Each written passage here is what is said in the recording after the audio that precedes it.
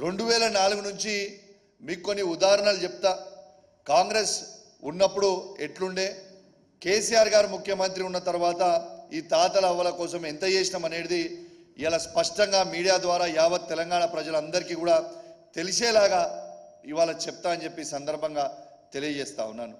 ఇవాళ 2004 నుంచి 2014 వరకు కాంగ్రెస్ ప్రభుత్వం అధికారంలో ఉండే. ఈ కాంగ్రెస్ పార్టీ అధికారంలో ఉన్నప్పుడు కేవలం పెన్షన్ 200 రూపాయలు మాత్రమే ఉండే. ఆ 200 రూపాయల పెన్షన్ కేవలం తెలంగాణలో వీళ్ళు ఇచ్చే పెన్షన్, తెలంగాణ ప్రాంతానికి ఆ రోజు ఇచ్చే పెన్షన్ 29,21,828 మందికి వీళ్ళు పెన్షన్ ఇచ్చేది. అంటే కేవలం వీళ్ళ బడ్జెట్ 10 సంవత్సరాల 5,558 కోట్లు మాత్రమే ఉండే. కానీ కేసీఆర్ గారు వచ్చిన తర్వాత మాటిచ్చినట్టు 2014 నుంచి 2023 వరకు కేసీఆర్ గారు ఫస్ట్ రాగానే ఈ 200 రూపాయల పెన్షన్ని 1,116 రూపాయలు చేసిండ్రు. మళ్ళా సెకండ్ టర్మ్ గెలిచిన తర్వాత ఆ 1,116 రూపాయలని 2,116 రూపాయలు కేసీఆర్ గారు చేసింది కూడా మీ అందరికి కూడా గుర్తు చేస్తా ఉన్నాను. వీళ్ళు ఆనాడు కేవలం 29,21,828 మందికి మాత్రమే ఇచ్చిండ్రు. కానీ కేసీఆర్ గారు వచ్చిన తర్వాత ఇలా 44,82,254 మందికి ఇలా పెన్షన్లు మేము ఇవ్వడం జరిగింది.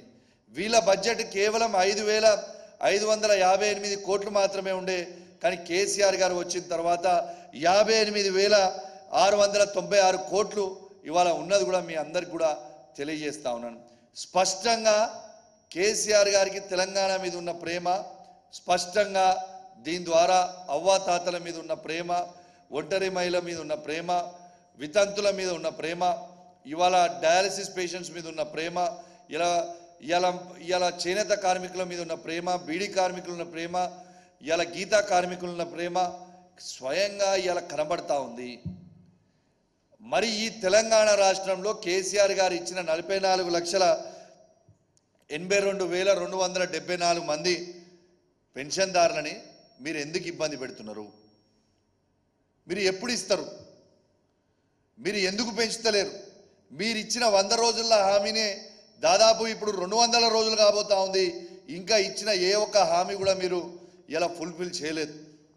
ఇవాళ మేము దీని గురించి అడిగితే ఆంబోతులు పడ్డట్టు మీద ఒకటే పడి బో బో బో బో అని అరుస్తూ ఉన్నారు.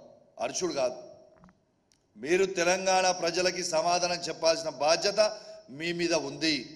మీరు పెంచకపోతే, మీరు అడగకపోతే, మీరు ఇవ్వకపోతే మేము మాత్రం ఖచ్చితంగా మిమ్మల్ని ప్రశ్నిస్తూనే ఉంటాం.